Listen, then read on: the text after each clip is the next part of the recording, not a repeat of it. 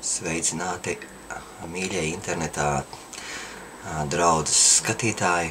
Gribās izstāstīt šodien tādu vienu notikumu, kas bija noticis, un caur kuru Dievs kārtējo reizi manīm Svētais Gars runāja ar kārtējo atklāsmi.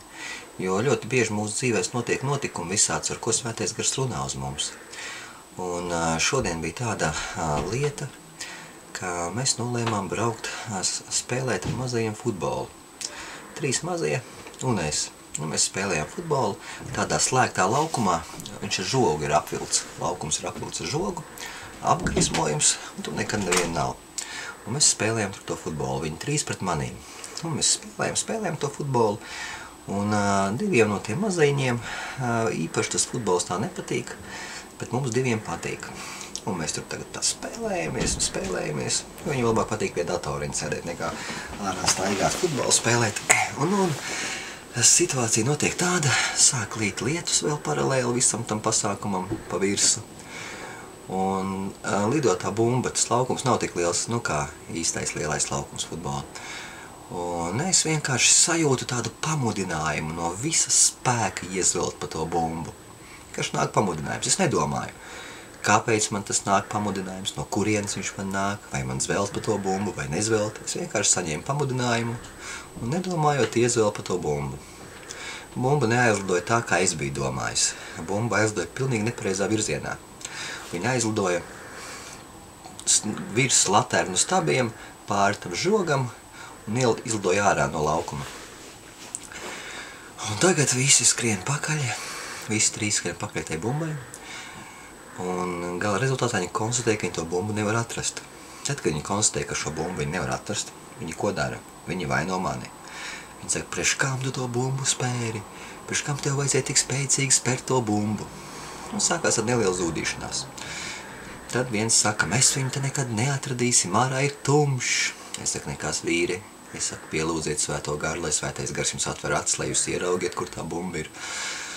Un notiek zūdīšanās. Visu laiku viņi nodarbojas to, ka apsūdzēja mani, kāpēc es to bumbu spēru. Kāpēc es šo bumbu esmu aizspērs. Es nezinu, es vienkārši kāpēc viņa aizspēru. Un tagad mēs meklējam, pielūdzam Svēto Garu, protams, un Svētais Gars sāk vadīt. Un Svētais Gars ieved man kaut kādos zaros, kaut kādos tā, un es skatos, ir bumba. Es saku, ir bumba. Izvelku ārā bumbu, tā nav tā bumba, ko es aizspēru. Tā bija cita bumba, bet arī ļoti laba bumba. Un pēc neilga brīža uzreizām viens no mazajiem atrada to bumbu, ko es aizspēru. Un situācija vienkārši ir ļoti sekojoša. Šis moments, kas notika, mēs atradām 2 bumbas, mēs tikām svētīti.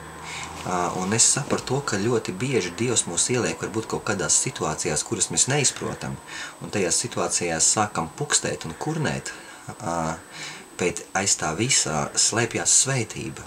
Bet ļoti svarīgi ir sagaidīt to brīdi, jo, kā es jau teicu, maziņiets kurnēja un teica, ka lietus līst, ka mēs to bumbu neatradīsim, un mēs vienkārši varējām apstāties un nemeklēt un aiziet prom no šejienes. Un ja mēs būtu aizgājuši projām, mēs būtu atnākuši tukšā.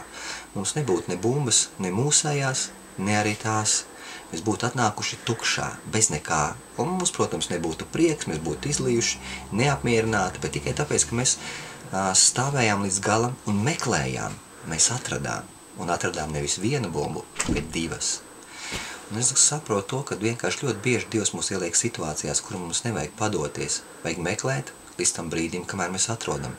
Jo Bībelē ir rakstīts, tie, kas meklē, tie atrod, un tie, kas klauvē, tiem atver. Lai Dievs jūs svētī. Atā.